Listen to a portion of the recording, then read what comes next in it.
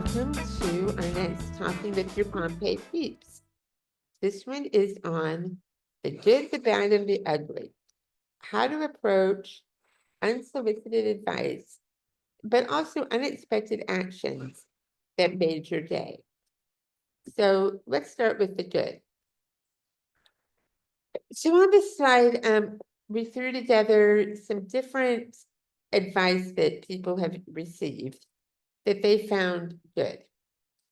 For instance, how can I help? And actually meaning it. Focus on what you can do, not what you can't. You do a lot. It's okay not to go to, and then whatever the event is. Always carry a sweater and Imodium. I think that rings true for a lot of us. Don't compare yourself to other Pompe patients. It isn't a competition. Use the 3 good things approach. It helps you to focus on positives in the day.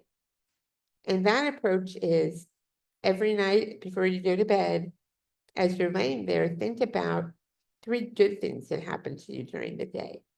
And that will help you to realize that not everything is bad. Take it one day at a time. And then my personal favorite, would you talk to your friends the way you talk to yourself? I think that really resonates. So out of all this advice, does any of it speak to any of you?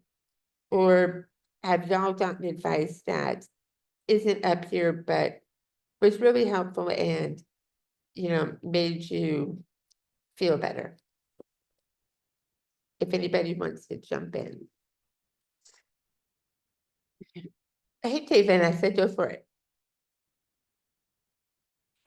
You're on, there you go. I just had to laugh when it said always carry a sweater and Imodium. Yeah, appreciate it. It made me laugh. Yeah, here's the funny thing. I always carry a sweater and my mom tries to steal it because she doesn't, and then she's cold. And I'm like, bring your own. Yeah, too funny. Sorry. So Ryan, I see you on there. How about you? What's some good advice you've gotten?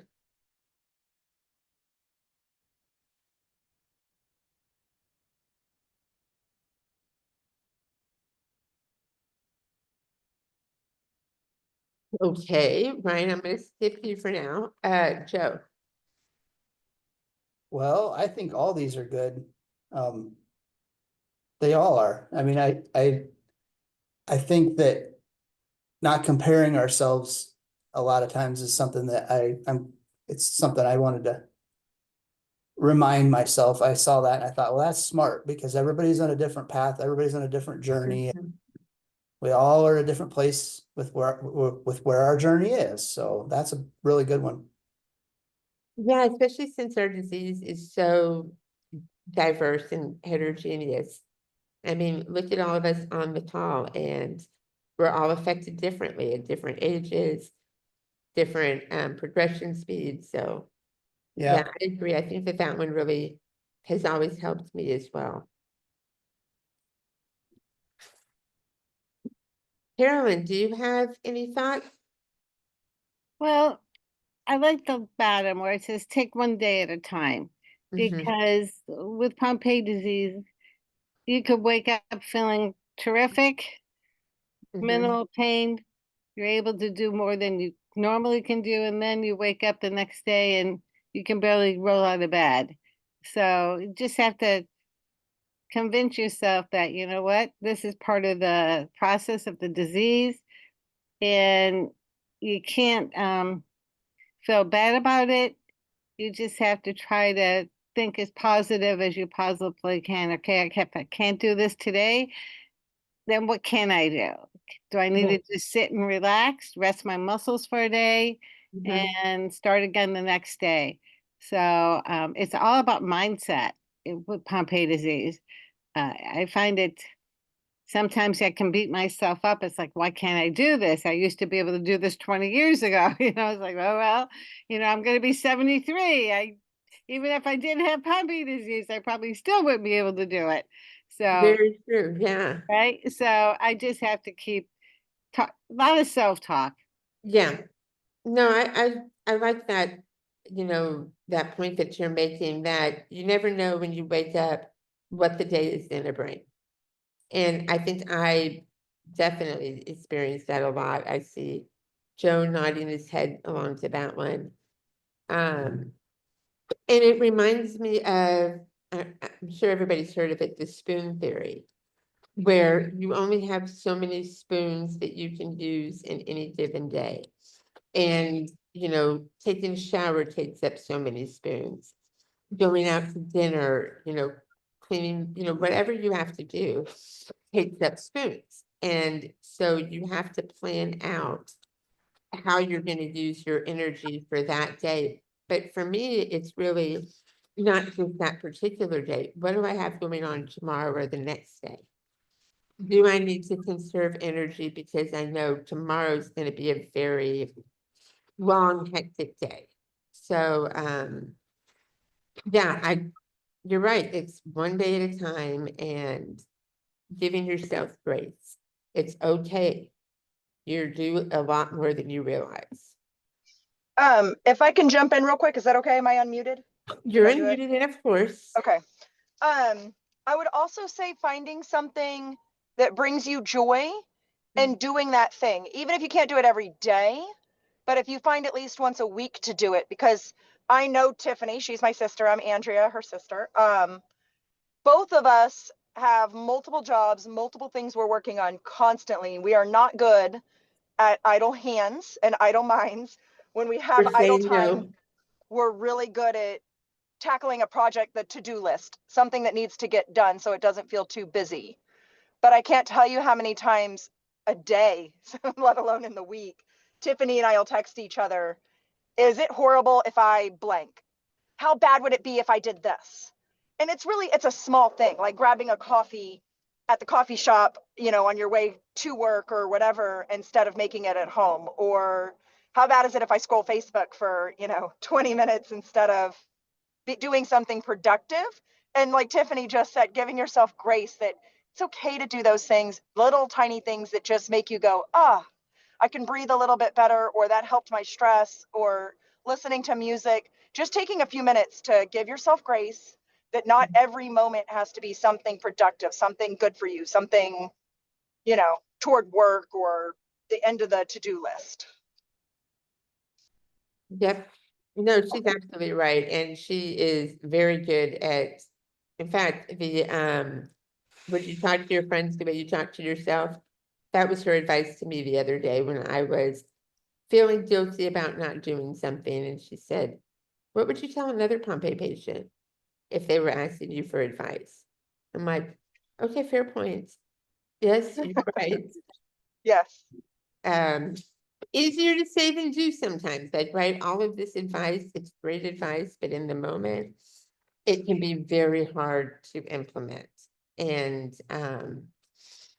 I think that's where talking to each other, having that person you can go to validate how you're feeling, and to help you remember to give yourself grace. Those are all really important things, I think. Heather Sheehan, I see that you've joined. Would you like to jump in with any thoughts? Or Ryan?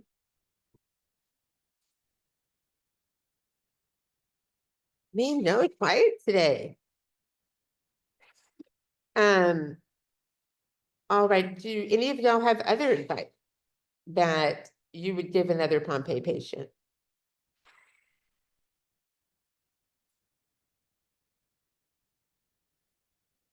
I would say it's important to talk to somebody if you are needing to talk, if you're feeling down, or I guess, if you just need to visit, just find a friend, find a family member or another Pompe peep, somebody to talk to about it. Cause especially Pompe peeps, we understand a lot of what people go through, but everybody's on a different, different journey, but that's something that I definitely think is a good idea. Yeah, I think agree. that that's really good advice. I can't tell you how many times I have had friends offer something or say something where I have to defend Tiffany's reasoning on why she can't do something, or why it's difficult for her to do something, or why something can't be done at specific times, or whatever, and trying to explain the way her muscles work and the way her diaphragm works and her breathing and her machines and all of her things. Yes. Yeah. So finding somebody in your own community to talk to, I bet, is just absolutely invaluable. That it's really important. Mhm. Yeah, that's good advice. All right, so that's the good advice. We're gonna sandwich in the ugly. So some of the unsolicited advice that can be incredibly unhelpful. You should exercise more. That's a fun one. Take it one stair at a time. It'll be fine. Okay, sure. I actually had somebody ask me once, a waiter at a restaurant in front of colleagues, can I cut your food for you? Yeah, no, I'm good.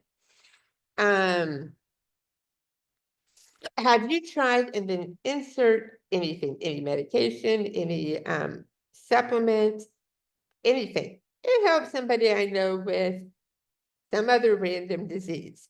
Yeah, nope, haven't tried that one. How about, yes, the location is definitely accessible. It's not, it's not 5 stairs. Or there are only a few stairs. It will be fine. Oops.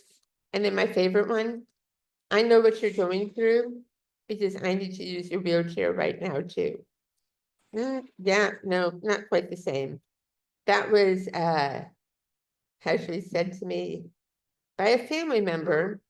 She's like, now I know what you go through. No, you don't. You're 90. It's different. But okay. You just kind of shrug those off. So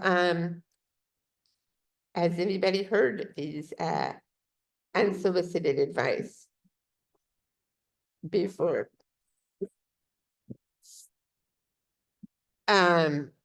Which one bothers you the most, and how did you handle it? I can tell you the one that bothers me is the wheelchair thing. Or if somebody says, oh wow, I'm really in pain, and I'm like, yeah, you don't know what pain is, but okay. And my way of dealing with it is just to kind of say, oh yeah, okay. And then call my sister and say, oh my God, you won't believe what so-and-so said. So that's how I deal with the unsolicited, unhelpful advice. But how about all of you? Anybody? Vanessa?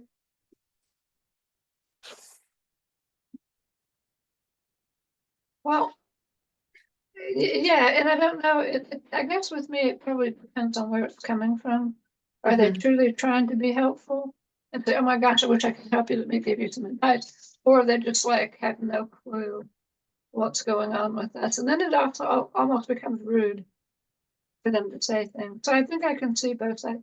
Because if it's truly from their heart, yeah, I think that's great. They're trying to understand what we're going through. So Yeah. I see both sides. One thing I just had to add that bothers me is people say, oh, well, have you seen your doctor? What? I see 15 different specialists. Why would you ask me that? So that one bothers me. Have you seen your doctor? No, I'm just sitting here. Twiddling my thumbs, doing nothing. But yeah, that's my comment. If it comes from the heart, I think it's okay. It depends where it comes from. You're right. And there's definitely that aspect of it that we do have family and friends that truly are trying to help. And they mean well, it just sometimes it can really be unhelpful and rub the wrong way. Yeah, hurtful. It can Yeah. be hurtful. And it's unintentional, and you're right, you have to try to see where they're coming from. But I think it's also okay to maybe not take it out on the person, but to be upset and to have another Pompe patient, another friend or family member that you can vent to. I am a big proponent of venting. You get it off your chest, you complain, and then you move on. But you got to be able to get it out and process it, I think, sometimes. I agree. Joe, how about you? I think that the take it one stair at a time resonates with me. It made me think of a story. I was riding with my dad. He helps me a lot. And I was telling him how I'd been doing some stairs and how much I was hurting. And his advice was, he's been on this journey with me for 6 years. He knows a lot about it, but obviously not a lot, but he just said I should start, taking 2 or 3 steps here at home, going upstairs. If I would do that every day, I would build that muscle up and I'd be able to do stairs again. And in his heart, I think he wants to be in the right place, Vanessa, like you talked about, but, in the reality of it, it bothered me a lot, but then, I think at the end of the day, he's right there. He'll do anything for me. He knows all these things that I can't do and helps me with them, but still it was that advice that day just set me off, I guess. So yeah, that's probably my big one. Yeah, and it's definitely, I think, sometimes how we're feeling on a particular day can also impact how the advice hits us, right? Yeah. And I think you're right, like some of us that have parents that, are trying to tell us what to do because we're still their kids, even though we are fully grown adults. They mean well and they're trying. Like I know my mom, she tries to fix things and it upsets her when she can't. If she finds it frustrating, and there are things that she just can't fix, and that's just what it is. So I think that dynamic where she will give unsolicited advice sometimes and it's really not helpful, it's because she's trying to fix something that I have already accepted and come to terms with. But the trying to fix it makes me feel bad about things that I've already accepted. So it's kind of a, yeah, double-edged sword, I guess. It really is, isn't it? Yeah. But no, you're right. You both of you are right. You have to remember where people are coming from. And that even though it's very unhelpful at times, they mean well. Carolyn, I agree. Even in my immediate family, they try their hardest with me. They really do. But I always hear maybe you should exercise more. You need to convince yourself that you can do something. It's like I could try all I want, but it isn't going to happen.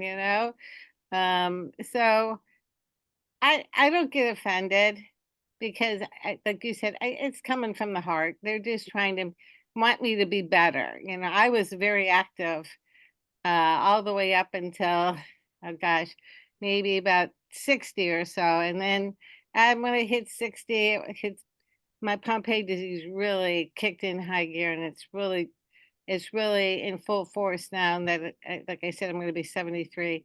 So they're not used to seeing me this way.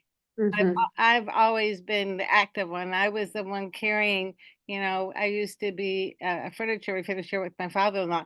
We used to carry baby grand pianos and brake fronts, and I taught for 30 years. So it's hard for them to see the decline, and I think that's part of the problem. So I'm not offended by what they say. I just say, yeah, okay, I'll try. And then I just blow it off. So, but as you get older, you're going to find people are going to just say things to you. I don't think people are oftentimes they're trying to be callous about it or anything. They're just saying it because they want you to be better. So They don't understand that you're not going to be better. And, or they don't want to believe that you're not going to be better. So that's Right. kind of where I'm coming from. Yeah, no, I think you remind me a lot of my sister. Like, people give her advice all the time, and she's, especially my parents, and she's very good at saying, yeah, and then ignoring them completely. I have a much harder time with that. So I try to take more of her personality sometimes, but I think absolutely, realizing that they mean well, reminding yourself of that, and then ignoring the bad advice. Does anybody else have something they wanna Is it jump in? hard? Like Uh-huh. Tiff, like you mentioned, is it hard? Is it like a people pleasing thing? Like you just want to make everybody happy? Probably. Yeah, I find I have that. I mean, I do that a lot. I'm trying to make everybody happy. Mm-hmm. Andrew, what do you think? Is that my problem? Okay, sorry, it took me a minute to get to the unmute button. But I was on there before you were even about to say it. That's 100% her problem. 100%. Tiffany is very much she's incredibly smart, like truly one of the smartest people I know. Very intelligent human. So she can take on a million things and keep them fairly in order and get them done. So when people bring on a new thing, she knows like, oh, sure. But then her plate starts literally overflowing with the amount of things that she has to do. But yes, she's very much of a people pleaser. Yes, I can do that. Yes, I can handle that. And she wants to help. She wants to be, that person, that good go-to person. And she is a good go-to person. But yeah, she needs to learn how to say like, no, can't help you with that. Sorry. I need more of my sister in me. So, Yes. and you need to be a little more people pleaser. Oh, I don't know about that. Don't know about that. I think it helps though that I had kids pretty young. So, I mean, I got married and then I had children right away. And I can't tell you how much parent advice I got left and right when people would realize that, I had just one little girl and she was my first baby and people were just, you should do this, you should do that, you should try this. Have you done this? Have you done this? And it was like, it became so overwhelming that finally one day I was like, I'm just going to ignore it all. I'm just going to figure out what works best for me and my baby and move forward. And so since then, I've been a little bit better at being a little more discerning on advice and what I take in. But it is hard. It's hard because you want to be able to do everything. And so I get it. But yeah, Tiff is definitely a people pleaser. Oh, Vanessa, I see your cat. And he looks a lot like my kitty.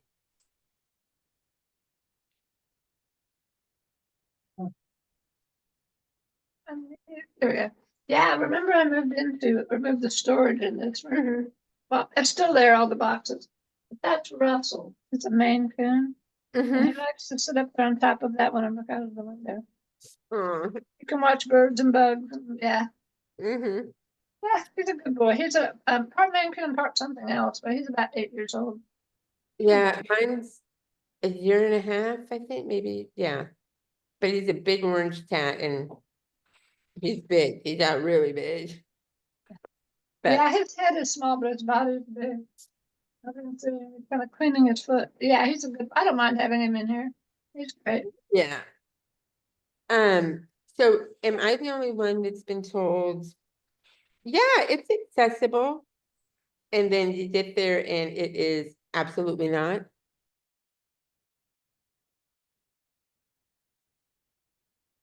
I'm sure you're not the only one.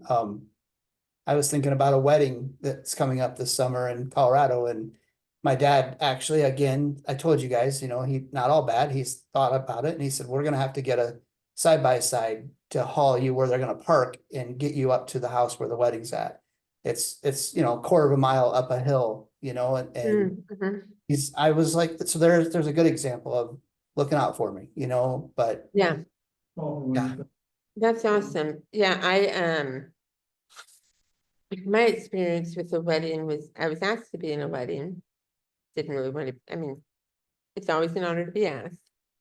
And then, one of the showers we went to, and granted, it was a family member. No surprise that I'm in a wheelchair. Like, this is well known. And, one of the showers was at a restaurant that had like 2 or 3 steps to get into it. And so my sister had to haul me up those. And then they said everybody should come and get dressed and, get ready at the wedding location. And I'm like, is it accessible? Oh yeah, it'll be fine. Get there, everybody's sitting dressed upstairs and it's a grand, staircase to get up there. Absolutely no elevator. And I'm like, okay.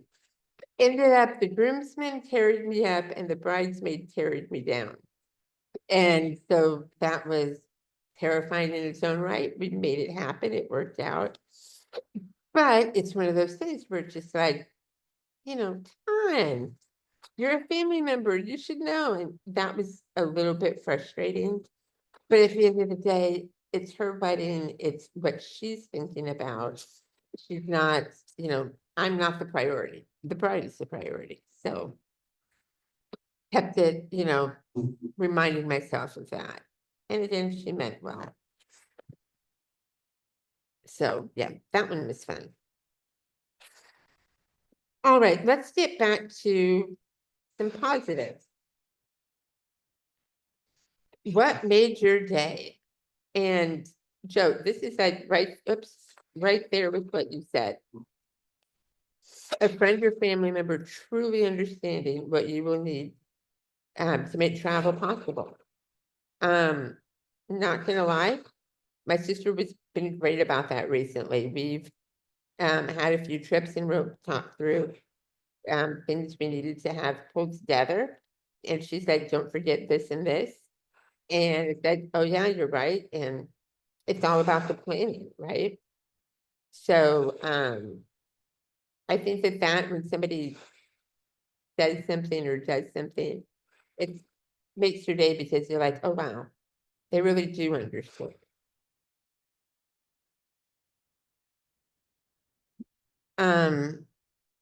Another one, I don't know if y'all appreciate this, but people coming to us for get-togethers.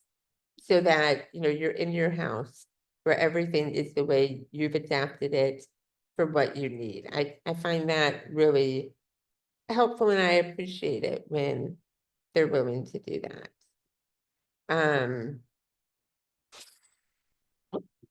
Bringing a heater to you because the hotel is freezing. So somebody that lives in the same town, just you say, oh, I'm freezing, and they show up the next day with a little space heater. Making a makeshift ramp on the fly so you can participate in an outing. I think that was something that happened to me in law school. And it was absolutely terrifying on this makeshift ramp. And would never, ever, ever use it again. I was in my electric chair and everything kind of bowed on the way up and down. But the fact that one of my classmates made it a point to make that happen really meant a lot. And then someone that's looking for a new house or apartment, and they make sure that there's a way for you to enter the house without too many problems. I think that that's a little thing that really goes a long way. How about y'all? What is something that happened that really made you happy and made you realize I'm seen, I'm understood? Because there is a lot of good in the world.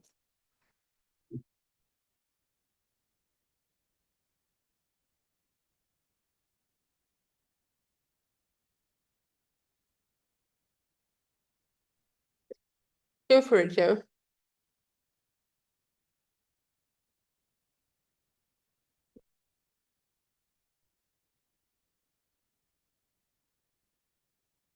You're on mute if you're trying to talk.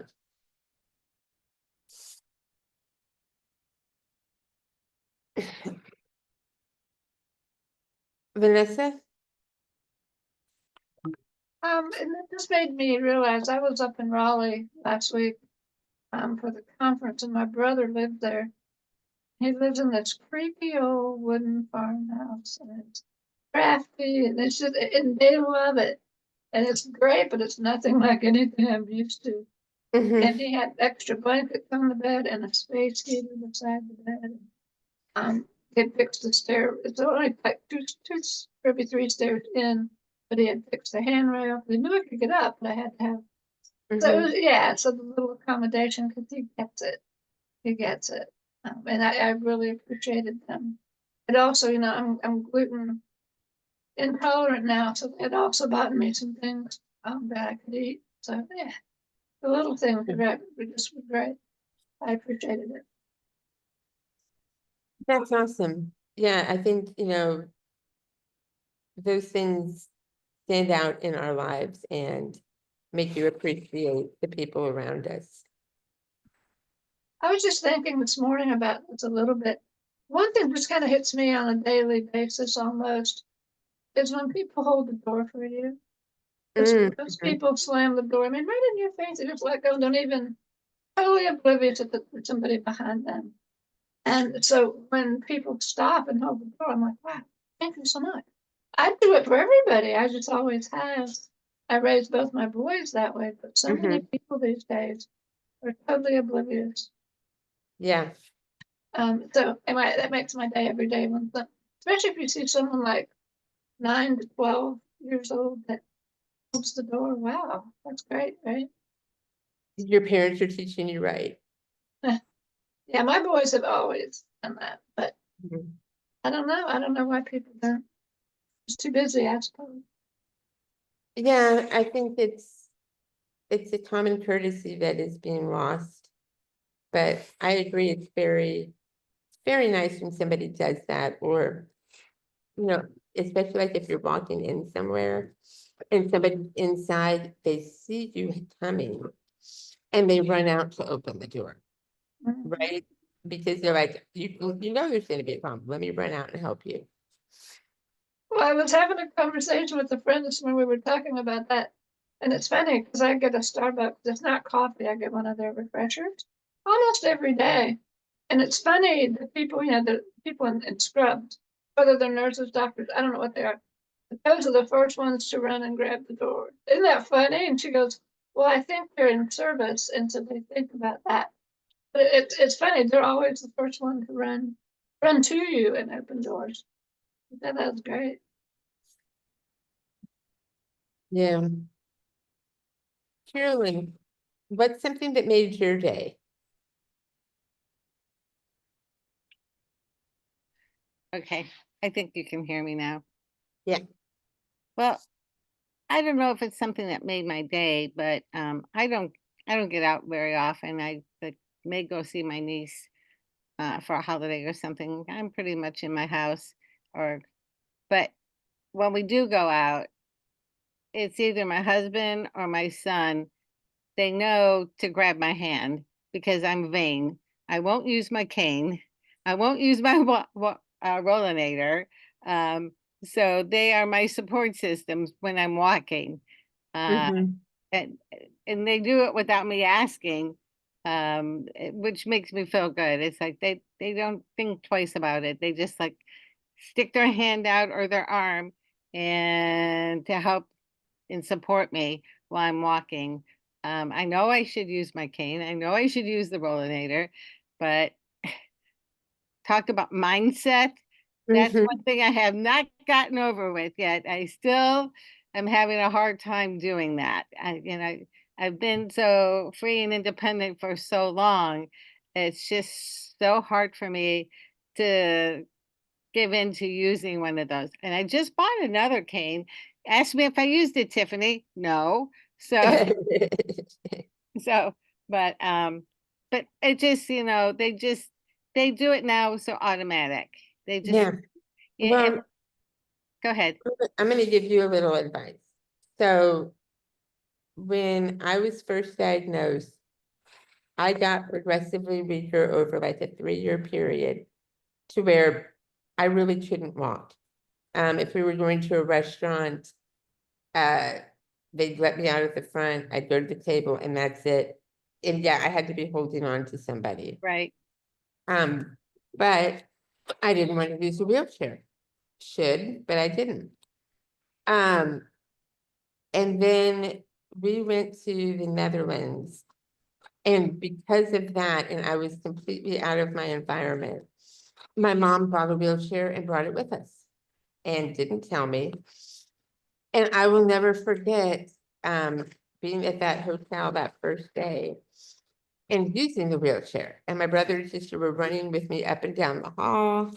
I was able to get all around, and it's like, wow, it made such an impact that I have been very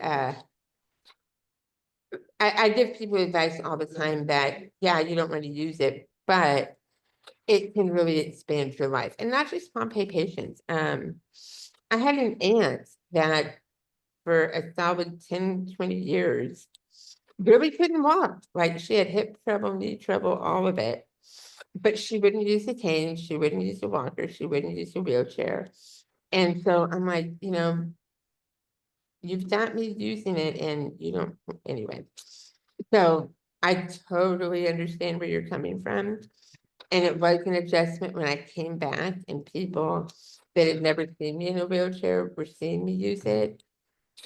But it really does expand your life in a lot of ways. I promise. I know, it's just that old vein thing. I can't help I it. know. Yeah. Well, we did it with my dad too at the airport. He didn't want to use it. And I'm like, we're going through Dallas DFW. You cannot get from one gate to the other in time. We're getting you a wheelchair and I'm just not telling you. And so we did that between gates and he argued about it until we just said, sit down. But yeah. No, I completely understand. And that's one of those things that nobody can, you have to get there on your own. It has to be, an internal thing where you're okay with it. It doesn't matter what advice anybody gives you, good, bad, or ugly. It's, you'll get there when you get there. At least I bought them, Hey, there you go. That's the first step. right? Yeah, absolutely. I was very, when I was first diagnosed, very uncomfortable with anybody seeing me with the BiPAP on at night. Like, even my brother and sister didn't see me for a while. Like, my door was shut, y'all don't come in. Anybody coming over. Now I'm like, yeah, whatever, come on in. And, but yeah, I think you reach acceptance at different points and nobody should compare themselves to anybody else's journey. We'll get there when we get there.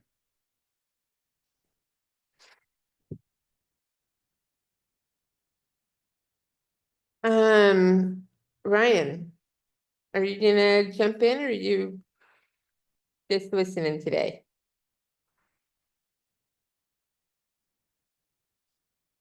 Oh, there he is. Well, you guys all know that I'm super shy, so Uh-huh. no, it's cool to hear all this stuff.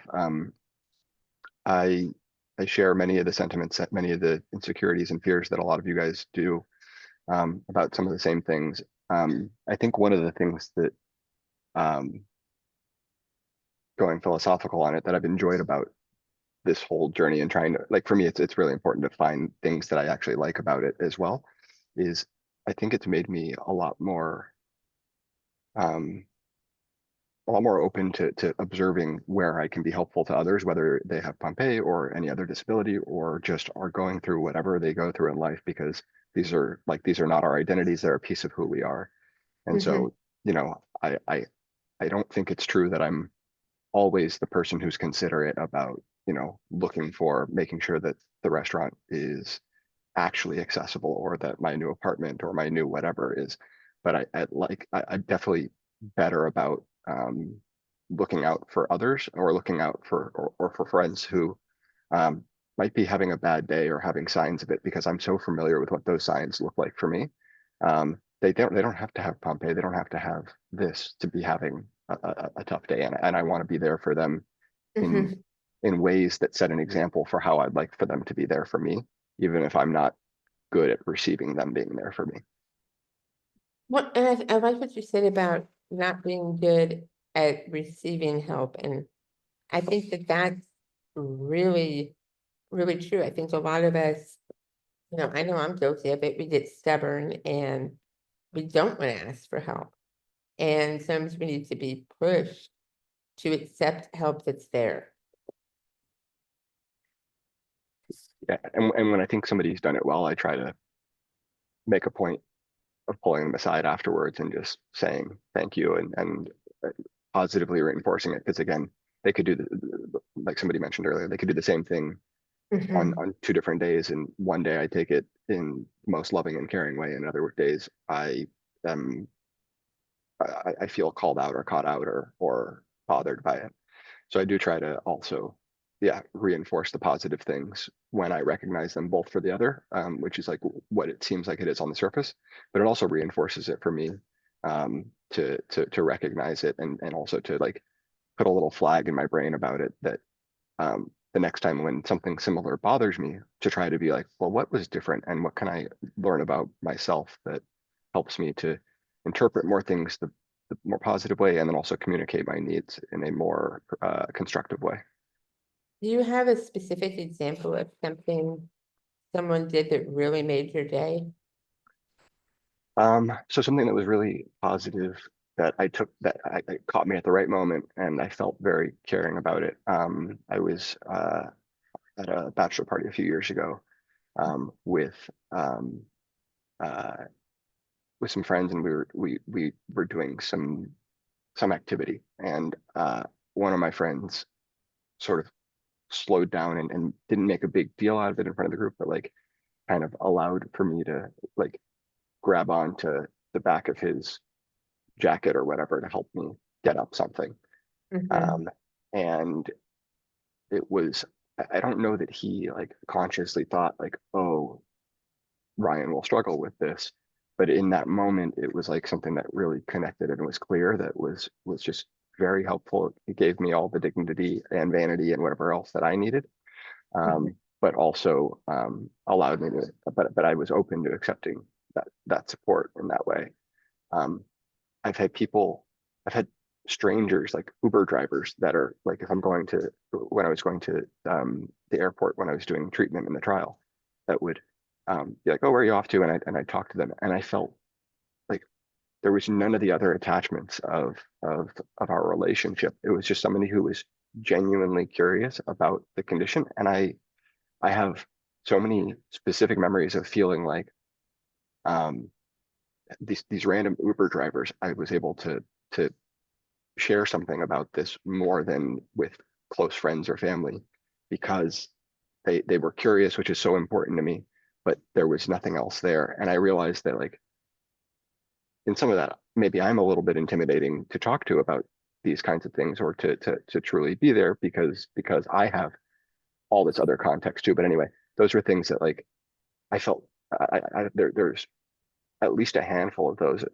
occasions where like again random people are really curious about it, and I love it when they're curious. It's not judgment, it's not this or that or the Mhm. other. It's just, oh, that's an interesting thing that I didn't know about somebody that could exist. Can you tell me more? Or and I Yeah, like that. It makes me feel like a whole person, not somebody that they immediately feel bad for or look down upon. Like it's empowering in that way. Um, Again, it's not my whole identity, but it's by choice a big part of how I interact with the world, and it was a chance for me to share that and be proud of it. well, I love that. It's, it does really mean something when somebody wants to understand better. And like you said, sometimes it's easier to talk to a stranger than it is to explain your vulnerabilities to somebody you're close to.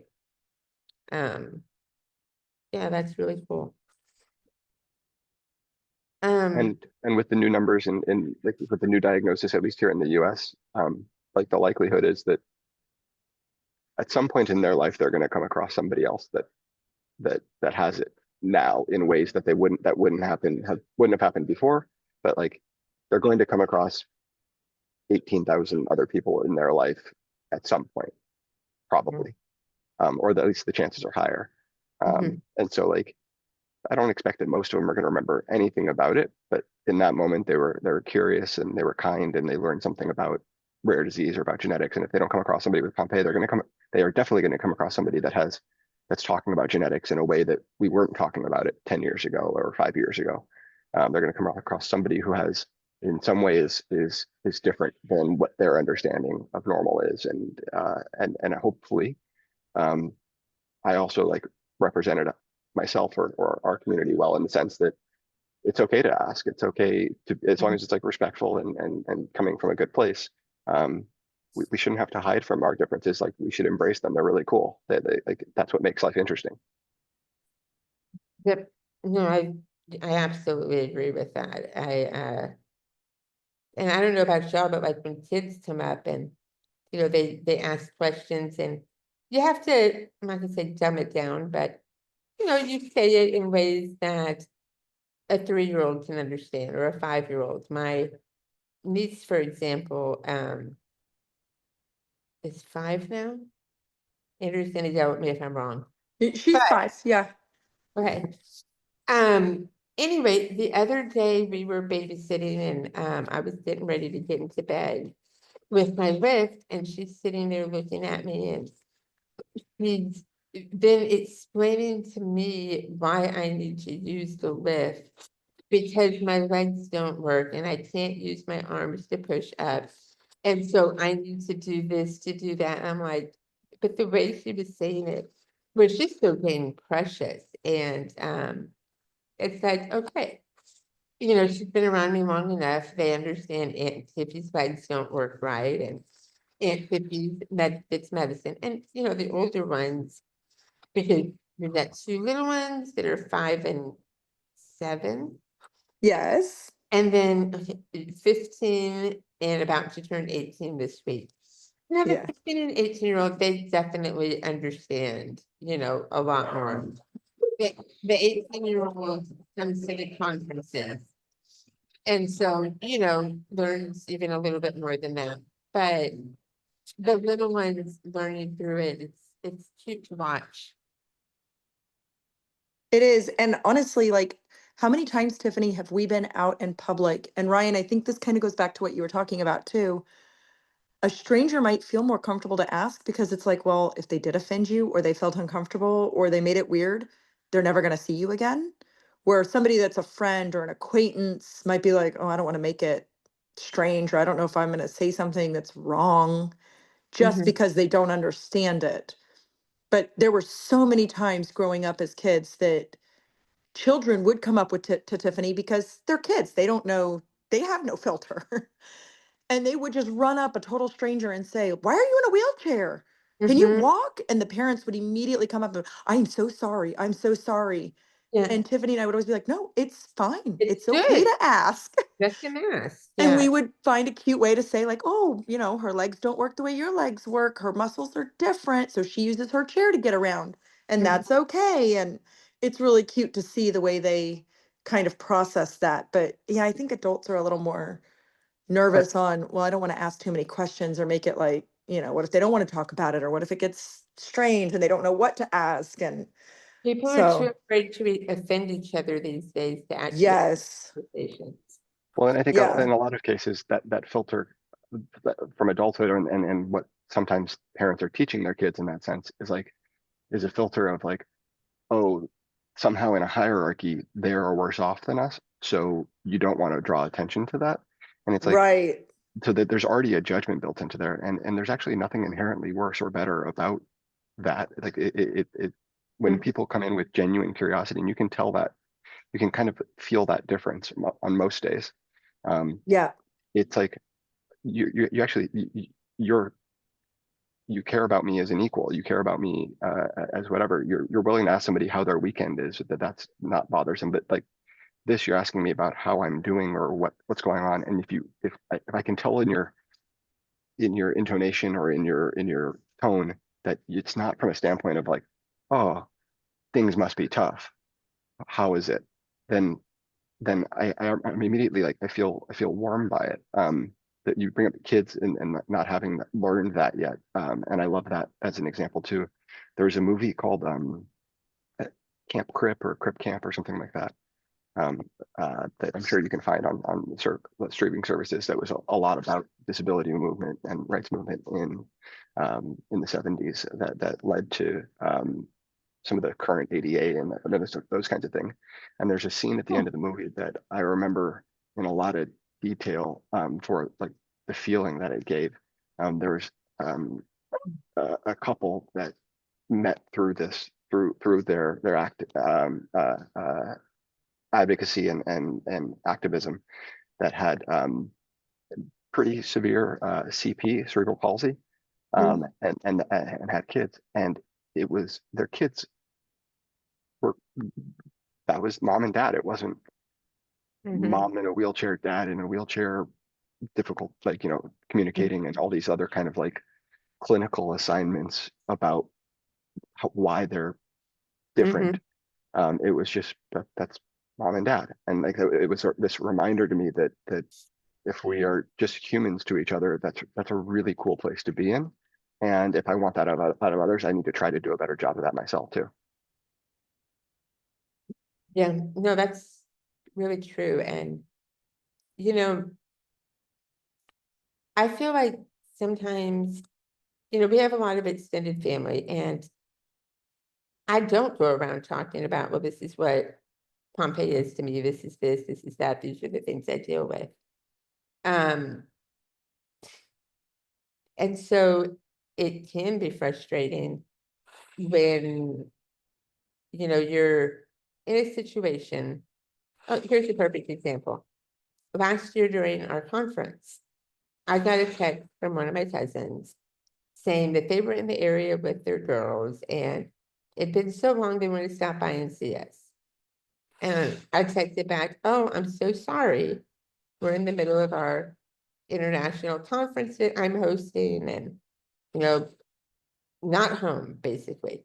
Said it nicer than that, but, whatever. And no response. No, like, oh, how cool. How's it going? Just kind of, oh, no response. Okay, you can't see us. That's fine. I'm like, hey, you don't care. That's fine. I know now that you're not interested in what I'm really up to and what I'm really doing.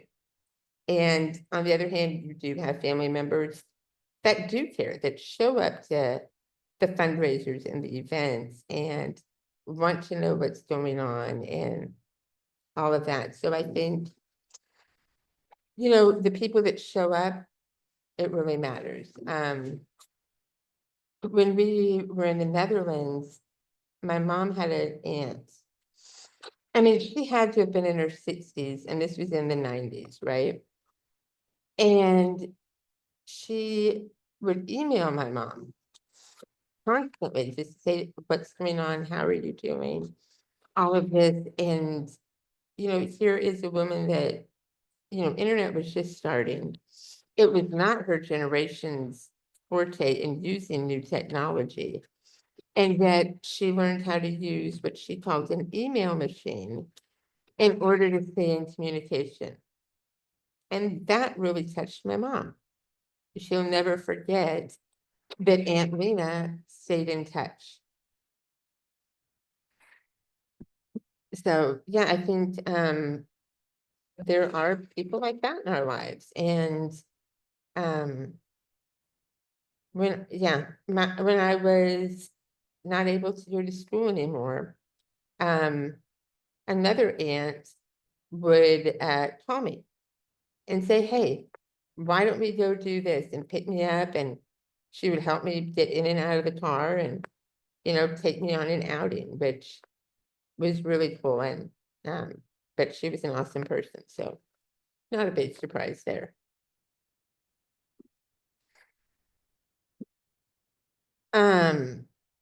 Karen, did you have anything you wanted to share? Something that really made your day?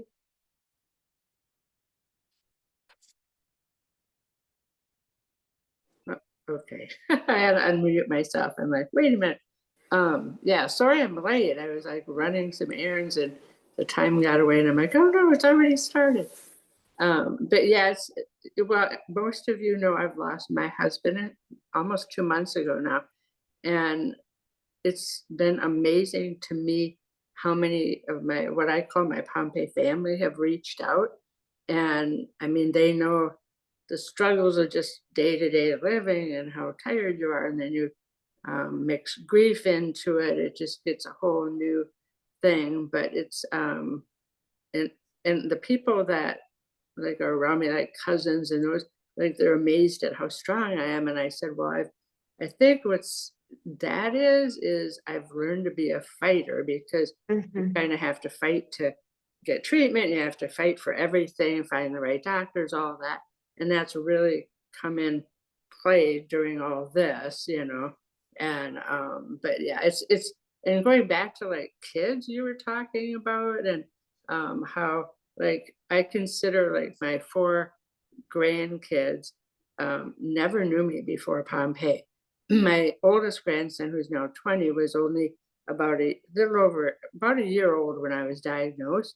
So he always remembers, like, we'd go to the zoo and I'd be in my scooter, and they have like the best memories, because they go, oh, I remember sitting on your lap. And I had the rule when they got to be this tall, sitting on my lap, they could no longer be on my lap because I couldn't see, you know, and we'd run into but they had rules, like, you know, they couldn't touch the steering wheel part, and, you know, because I didn't want them driving it, you know, and running into things. But now that they've gotten older, especially the 2 older ones that are 16 and 20, I slowly, and now even the 13-year, I slowly introduced what I have and what it's all about, you know, and it's just comes kind of second nature to them, and I just put it in their perspective. But yeah, I think, and I was their only grandmother for all 4 of the grandkids, and I think they kind of thought all grandmas, you know, used canes and used a scooter, and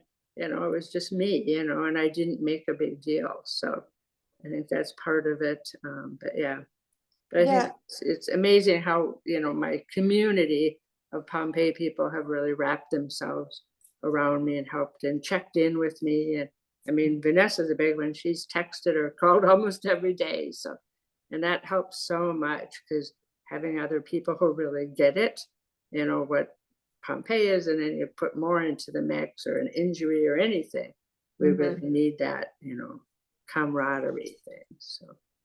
No, and I think that, you know, really is our community, right? We, no matter what's going on in our lives, we want to be there for each other. Right. And we have got, you know, not just the US group, we're an amazing international community.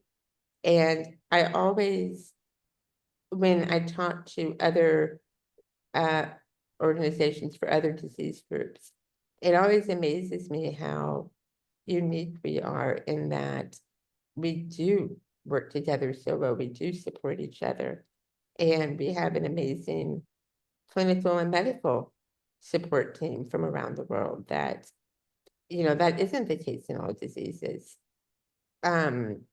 So yeah, I think you're right. I think that's a really, really awesome place, you know, to end this on, right?